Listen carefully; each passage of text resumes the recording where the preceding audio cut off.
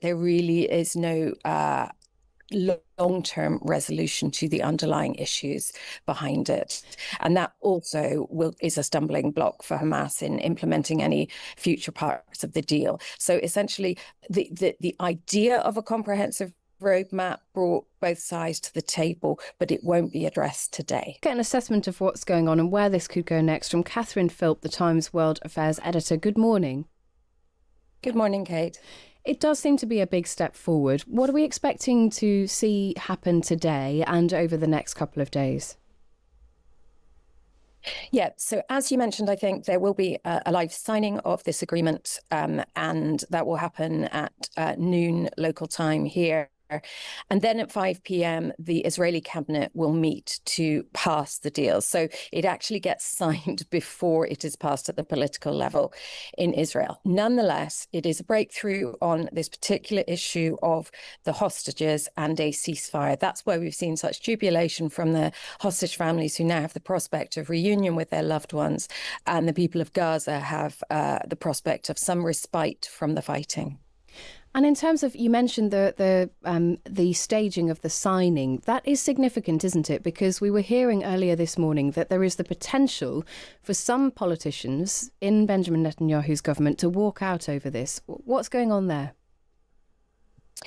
There is. So Benjamin Netanyahu has always had these constraints on him brought by the right wing of his cabinet, who've tended to object to any concessions given to Hamas. The interesting thing about the way this deal has been phrased is that it's not the comprehensive deal that was unveiled in Washington after the Gulf leaders went there, spoke to Donald Trump, and then Netanyahu came to agree to it and present it. It is only phase one. Now, that means there's less for the right wing of the cabinet to object to. It's a straightforward deal which will see Palestinian prisoners swapped for the Israeli hostages and a ceasefire in Gaza. It won't see a total withdrawal of Israeli troops from Gaza. So when we're talking about a withdrawal, it's a partial withdrawal. We won't see Israeli troops actually leave the entire strip. Again, that could keep the right wing on board, because they will see that it leaves open the possibility actually of resuming the war.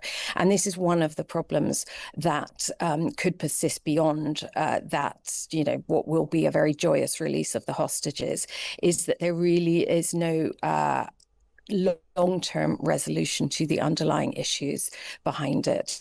And that also is a stumbling block for Hamas in implementing any future parts of the deal. So essentially, the idea of a comprehensive roadmap brought both sides to the table, but it won't be addressed today. And I want to come back to that point that you made there about Hamas. But before I do, is there a clarity on who Israel is willing to release? Because there has been some reporting about some of the very high profile names will not be included, despite, Hamas asking for those people to be released.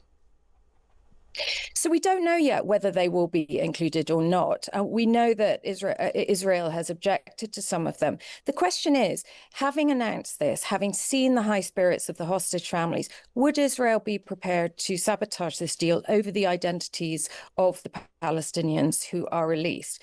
On the Hamas side, the hostages are their last remaining bargaining chip to pressure for the release of some of these high-profile people. And these are not Hamas individuals. These are people who have a lot of cachet amongst the Palestinian population. So people like Marwan Barghouti, who was in fact a member of the opposing faction within the Palestinian political setup. He was a member of Fatah, but he's by far the most popular leader in Palestine, despite having been in jail for over 20 years.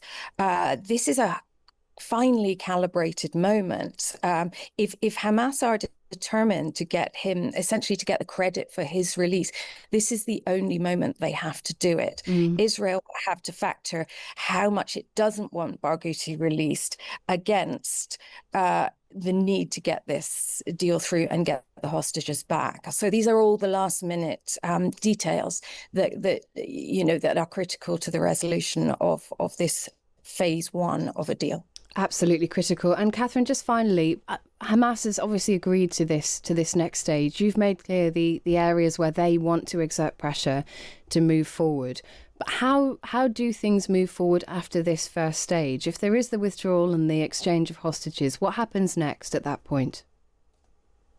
Well, according to what was laid out in the agreement that was announced in Washington, there would then be more talks on the posture of Israel's military within Gaza, whether it would continue to sort of occupy a buffer zone, a corridor that it's shown reluctance to give up before. There would be all that. There also is an absolutely critical issue of Hamas's disarmament. Is Hamas willing to lay down its weapons? And what will it get in exchange for doing that? So the idea that Hamas has to give up not only its political leadership of the Strip, but its weapons. And this is all, stuff that is going to probably be a lot more problematic than a swap. So I think the jeopardy lies ahead. There is a way for phase one to be completed without any of those issues being resolved, but it would bring the hostages home. Yeah, and as you say, that the next stage looks even more difficult. Catherine Philp, as ever, thank you very much for giving us your time this morning. That's Catherine Philp, the Times World Affairs editor. We're very lucky to have both Catherine Philp and Gabrielle Weininger from the Times explaining this. The more you think about it, though, is once the hostages are home, what is the pressure for then the further peace to be achieved? The pressure will have to be the Israeli public, I guess, Donald Trump. If Donald Trump is flying to Israel, as we believe he's going to fly to them this weekend, if Donald Trump really places his reputation full square behind peace, if he wants to be Nobel Prize winner, so he'll have to say to Netanyahu, when the hostages are home and the pressure comes from your right to go back into Gaza because something has happened, to go back and continue the war, to go back and bomb someone, the pressure will have to come from Trump to say, you cannot do that because you have to withdraw.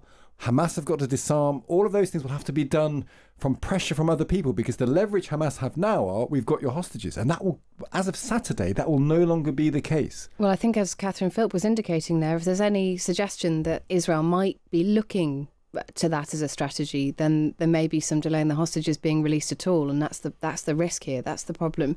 What can Donald Trump get Benjamin Netanyahu to sign up to publicly and to agree to publicly that he can then hold him to further down the line. After the weekend, when hostages are back. Yeah, it's incredibly complex. And as we were talking about earlier on, we have the best correspondents from the Times throughout the programme today and throughout the day here on Times Radio to pick through some of this stuff. We expect that agreement to be signed at around 10 o'clock this morning. And you can follow that here live.